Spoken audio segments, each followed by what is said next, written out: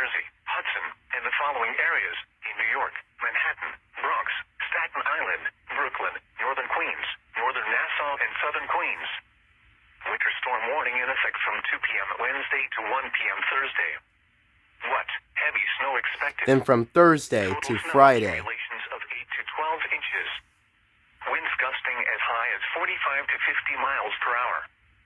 Where? Portions of northeast New Jersey and southeast New York, including New York City and northwestern Long Island. When? From 2 p.m. Wednesday to 1 p.m. Thursday.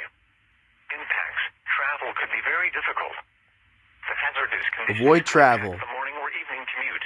Winter snowstorm warning With snow issued. could bring down Long scattered Island, to numerous Queens, trees Bronx, and inches. upstate, Bronx, Additional information. Staten Snowfall Island, amounts could be a bit lower than forecast along south coastal portions of the region. A sleet mix and is Manhattan, Wednesday night. and upstate.